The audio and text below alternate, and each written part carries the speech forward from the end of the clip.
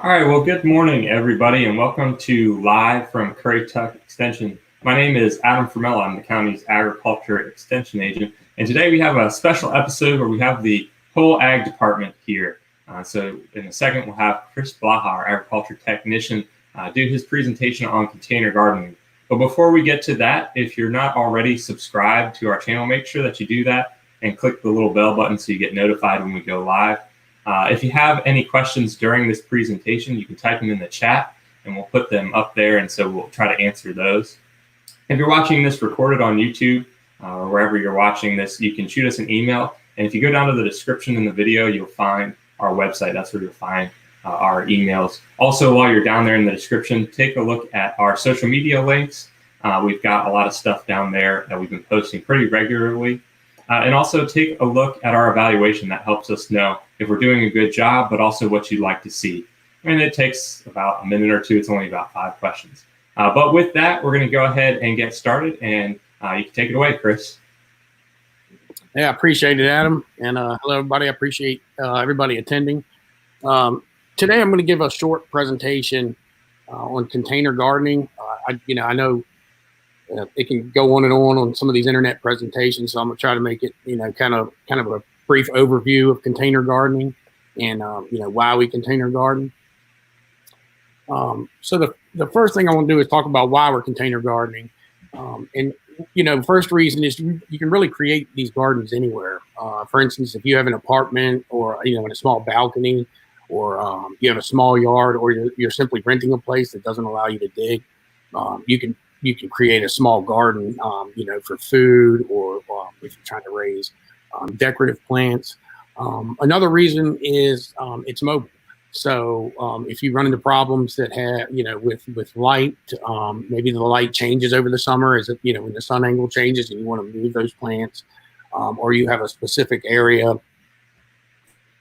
that's protected from wind and maybe you live on the water in this area and you have to move those plants when you have strong winds like we do today, or you simply want to container garden because you can control the nutrients in the soil, and that can be a problem here.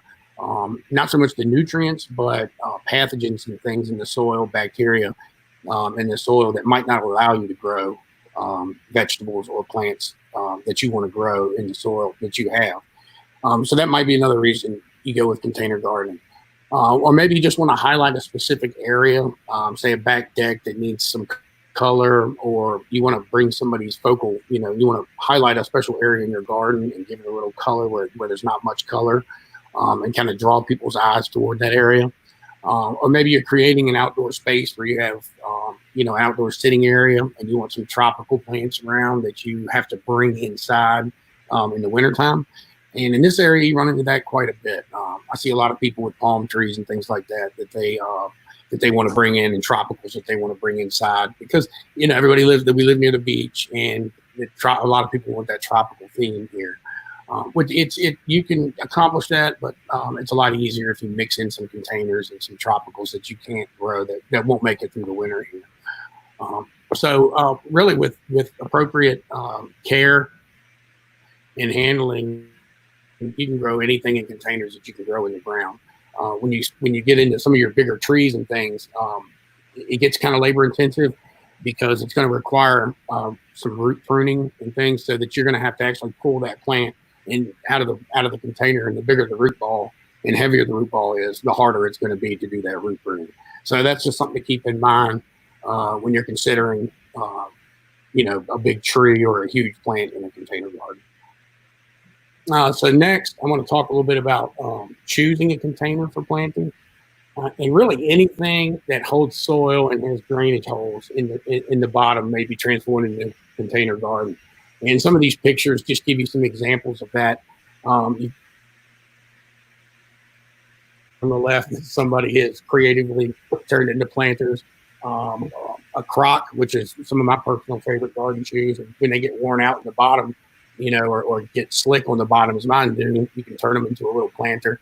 Or even this person's done a bra. It's not my favorite. I personally don't like it a lot, but I think it's pretty creative and it's kind of funny. So I decided to include that on the slides. But really, anything can be can be made into a container, and just get creative with it, and have fun with it. So next, I'm going to give you an example, and I gave a presentation on this, and you will have access to that presentation after this presentation. But it's hypertufa, and it's a way that you can make your own containers. You can make them. It's fairly simple, and the ingredients don't cost a whole lot. So it is something you could do with your family. So what I've done is included in the first picture. That might be something that you want to start out with. It's kind of easy. It doesn't take a whole lot of work. And these Eastern Island native heads that were done, they're going to take a lot more work, and you might even have to do some reinforcing with different things. But that's just some ideas of the different ways you can go with hypertufa. And this is just this is the first slide to my presentation that you'll see when you access it. And again, this is just some more ideas of what you can do with hypertufa. You can even do statues and little sculptures. As this person's done a hand with the succulents and little rocks. I thought that was a really cool, interesting piece. But it's making your own containers is a certainly more inexpensive way to go than purchasing them, because containers like this cost a lot of money. So next, we're going to go with choosing a container for planting. So when you're choosing a container, the containers must provide adequate space for roots and the soil media. So you always want to consider how big that plant's going to get. And one way you can go into NC State Extension Gardener Handbook website, and it's section 18, chapter 18, section 1 will give you a list of plants and size containers that they recommend for those plants, if that could help you out a little bit. But the way to do is just to understand how big that plant's going to get and how extensive those roots are going to get, and then base your containers. And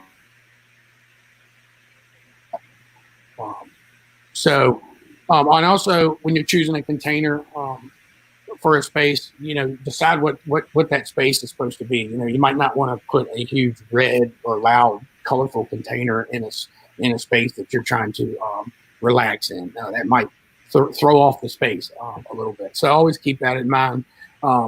Me personally, I like to highlight the plants more than the container, unless I'm creating trying to separate outdoor spaces, or maybe there's steps that you're trying to alert people to a step that might not be easily visible. And if you just put a couple colorful containers by that step with some nice plants in them, you'll be surprised how many people that will draw your eye right to that step.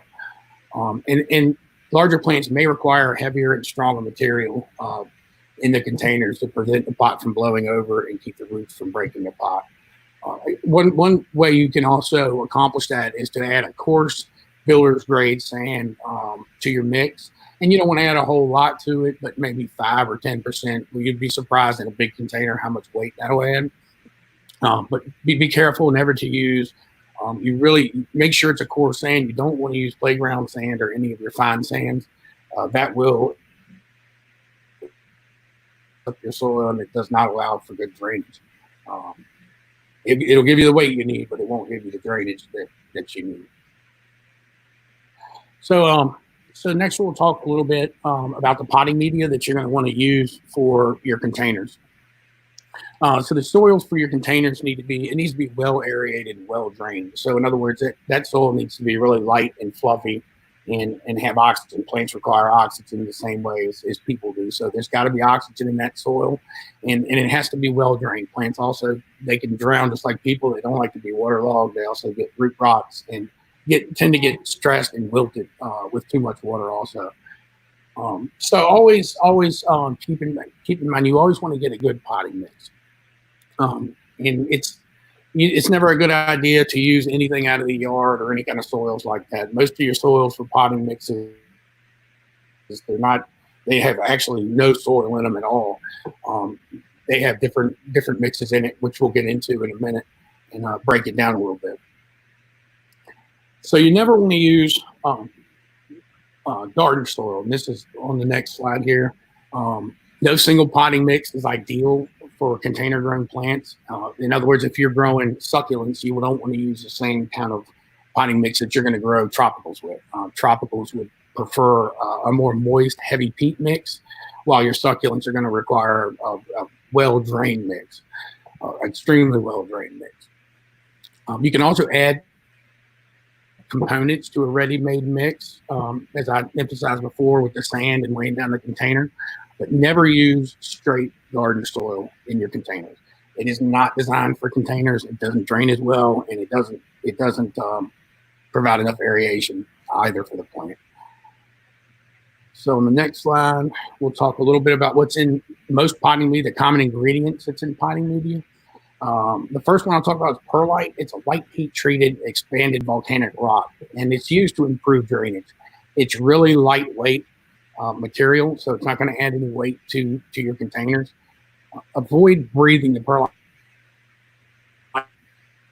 Wear a mask when you're working with perlite, especially when you first open that bag and there's a lot of dust built up in that bag. And if you take a big whiff of that in, it's really, really bad for your lungs. So just keep that in mind when you're working with perlite.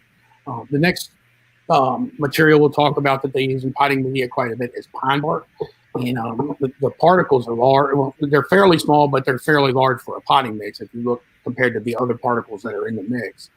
And that really, what that really does is help with drainage, but it also has a side benefit of adding acidity to the soil. So if you were growing things like blueberries in containers, that might be a side benefit of the pine bark for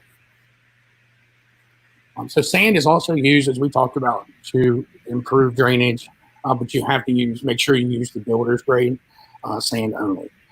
Peat moss is one of the main ingredients that you see now in potting media. It is decaying matter from a peat bog. It adds nutrients and water holding capacity to the mix. However, it is not a renewable resource, and a lot of people now at different universities and across the country are looking for different media other than peat moss because of that. So the next one we'll talk about is vermiculite. Vermiculite is an expanded clay mineral, absorbs water and attracts nutrients when it's wet. Quite a few people will use almost straight vermiculite when they're planting seeds. So we'll go to the next slide, and we'll talk a little bit about environmental factors to consider when you're container gardening. Light and temperature are very important to your container gardening. So if you're growing something that's a shade plant, you obviously can't have it out in the full sun. Throughout the seasons, the temperature and the light change, the sun angle changes, and of course the temperature gets hotter through the summer. So you may have to move those plants, and that's what we talked about earlier. Is a good reason to have the containers, plants in the containers. Wind is another major consideration, of course, in this area. Plants with large leaves tend to get shredded more. The flower buds and flowers may become desiccated from the wind, and especially if we get a really heavy northeast wind, you can get a heavy salt spray depending on where you are on the island or even on the sound side. You can get a significant amount of salt spray depending on the size of the storm and for how long the wind blows. So if you're, for instance, growing vegetables somewhere near the ocean, this would be a great place for container vegetable gardening, for one, because of the sand, and for two, because of the salt spray and the wind issues. So you're going to have to, you're going to have to move those plants quite a bit around if you're growing vegetables in the ocean front. One other consideration to think about is heat absorption. And what that is when you're growing, if you have dark containers, which a lot of them are, especially the plastic ones that you buy or that you get, plants in, they're black. And placed in the full sun in the summer, they can become very hot, and it can injure the roots or even kill your plants. So that's something you want to consider when you're putting, plants in black pots or dark pots in general. So we're going to talk about choosing and combining plants.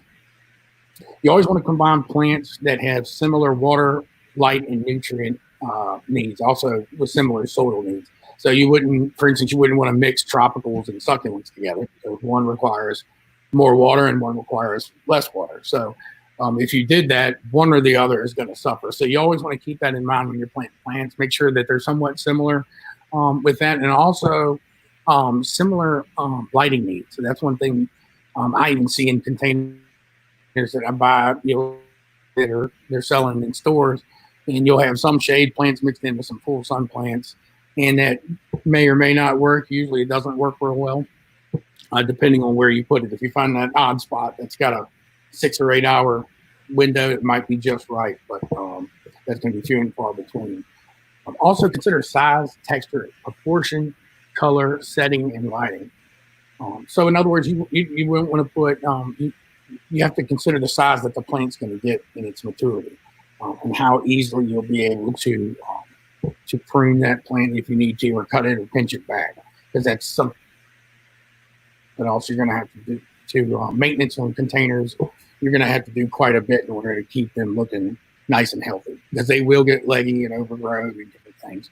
So consider size, texture. You want to vary your textures of plants, and as you can see in this picture that Kathleen Moore took is at NC State, it's got lots of different textures involved in it. So you've got the grasses, and you've got the coleus, and lots of different textures and colors in there. So you really got a good mix of texture and color in there.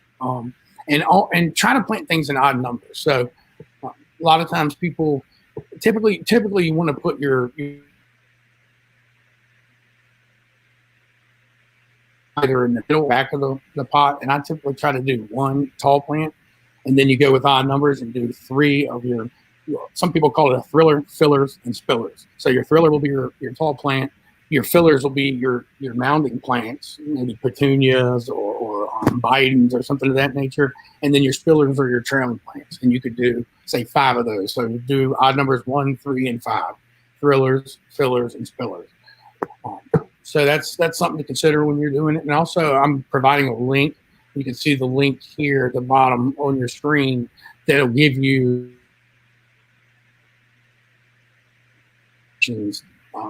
of different planters, so ready-made combinations, so you don't even have to think about it. You can just print those off and take it to the store and pick out what you need for your planters. So next, we'll move on to the next slide, and we'll talk a little bit about herb and vegetable gardens. Most of your fruit-bearing vegetables, such as tomatoes, cucumbers, and peppers, require full sun. The leafy vegetables, such as lettuce, cabbage, and collards, can handle partial shade. But make sure when you're growing in containers, you're probably, when you're doing fruits, especially when you're doing cucumbers and tomatoes, you're still going to have to stake those up, just as you would in a garden. A couple of examples you can see here, they just used a simple stake up the middle, and depending on how big your tomato gets, if it's determinate or indeterminate or just a bigger size tomato, you're probably going to have to use something a little more substantial than that stake. Sometimes I'll use cages around, or I'll use a series of, what I find easier is to use a series of 3 stakes, and you tie those 3 stakes together above the pot, just like a teepee or like a pyramid above the pot, and then that way you can eat it's easier to access the fruits around the you get around the containers and access the fruits. It's a lot harder to do that when you've got the cage. Even if you cut little windows in it, as I do, then you're constantly cutting your arms and trying to get in that cage and reach and get the fruits out. But you can also check out creating container vegetable gardens. There's a link also here in the slide presentation that you'll be able to access for that as well. And that's going to give you pretty much a whole list of plants you can mix. And it just really goes into vegetable garden details about container vegetable garden. So next, we'll go to the next slide, and we're going to talk a little bit about watering. This is one of the biggest problems that I see people have. They either over or underwater their containers. So that said, it's very important that you have drain holes in the bottom and adequate drain holes in the bottom of your containers. That is very, very important that you do that with every plant you have. And check plants frequently and try to water before they wilt. Allowing the plant to severely wilt can be detrimental to the plant. It may never fully recover from that. So just keep that in mind.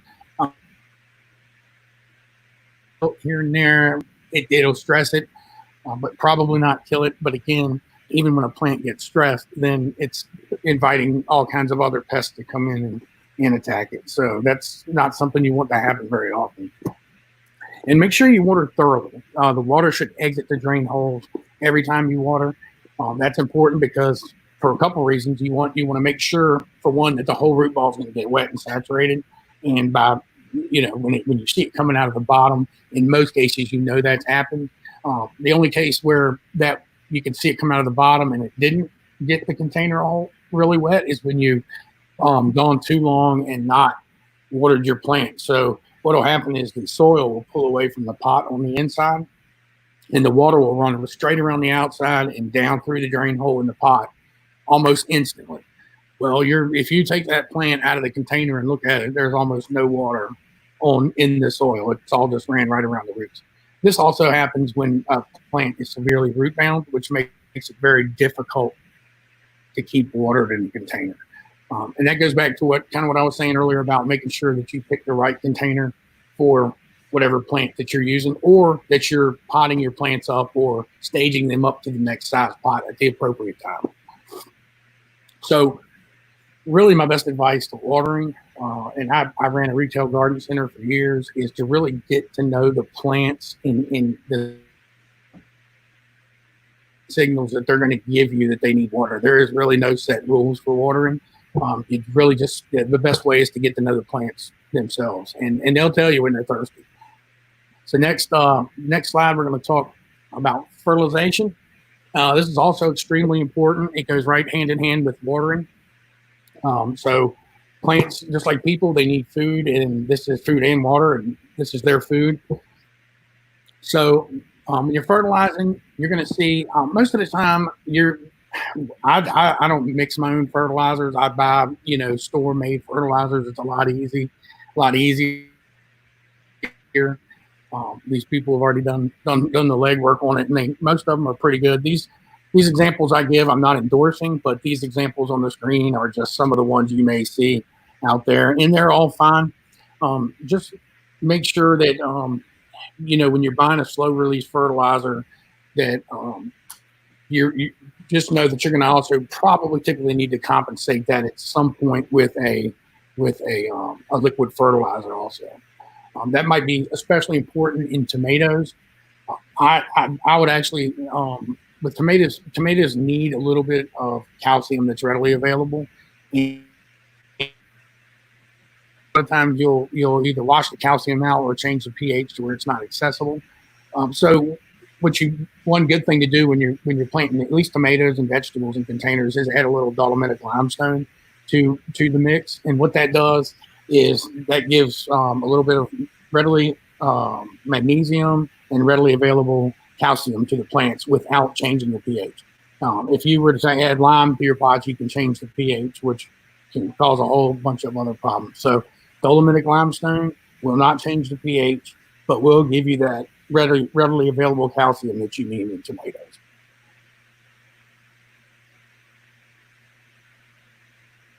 So next we're going to talk a little bit about the liquid fertilizers. And the way these work, you just mix these according to the label. Always follow the labels. They'll tell you exactly what to do. And always follow the safety precautions on the labels as well. But liquid fertilizers, you mix them with water, and you mix them. The reason you want to use a liquid fertilizer, the reason you would want to substitute with a liquid fertilizer is because you may have a plant that needs something specific. In other words, it may be showing a deficiency in phosphorus, and you need to add something that's got high phosphorus to it, but you might not need all the other ingredients. So you may have to go and look for some different specialty fertilizers and kind of narrow down the deficiency first with that. So next, we're just gonna, that's all for my slides. And the last slide is just listed a list of sources and links for everybody. And everybody should be able to access this page after the program is over. Well, thank you, and I appreciate it, and have a great day. Thanks, Chris. That was a great information. A lot of good sources there for people. Like Chris said, we have these resources for you. I put them in the chat, so if you're watching this live, you can take a look at those. If you're watching this on YouTube as a recorded video later, we'll have that in the description there too. If you have any questions now, type them down in the chat, and we'll try to answer those live. I don't see any right now, but I do have a question for you, Chris. So I know you said that it's really important for drainage, and if you can, always get a pot that has holes. But are there any tips or tricks that you can do if you have a container that doesn't have holes and maybe you're not able to drill holes in it? Yeah, there is a couple things that you can do with that.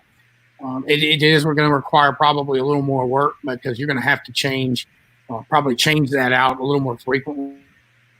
But and some plants can actually you can plant them in straight water. So in other words, if for instance the bamboo, a lot of times you'll see the bamboo or in different varieties, different cultivars that you'll find in the box stores, and it's growing in pretty much rocks and straight water. And there's some different lilies and things like that you can grow in water. However, when you do that, you do have to change that water out periodically to reoxygenate the water. Because otherwise it's going to use up all that oxygen that's in there, and it will start to rot and decay. But if you're kind of more to your question, I guess, would be if you had a container and it didn't have, holes in it, you could put bricks or something of that nature in the bottom to kind of lift up, or put another pot inside of a pot and put some bricks underneath that. And what that allows the water to drain down and kind of pool in the bottom. And the roots will grow actually through the soil and around the bricks and into that water into the bottom, and it will use that water up, and you can just keep doing that. The trick is you don't want to fill it up to where it's over the bricks and into the soil, and then you're running into the same problem you had before. But again, it's knowing the plants and kind of knowing the watching. Now, I've seen people successfully raise plants in containers with no holes. But again, those people, they're really, really attentive to the plant, and they really know their plants in order for that to work. Great, thanks. Well, it doesn't look like we have any more questions for you, Chris. So with that, we're going to sign off for today. But if you have a second, fill out our evaluation, let us know how we did. And make sure that you stay tuned for tomorrow's class of Live from Currituck Extension, where Ms. Sheila Gregory will be here doing a question and answer about Medicare. And so with that, we'll see you tomorrow at 11:30.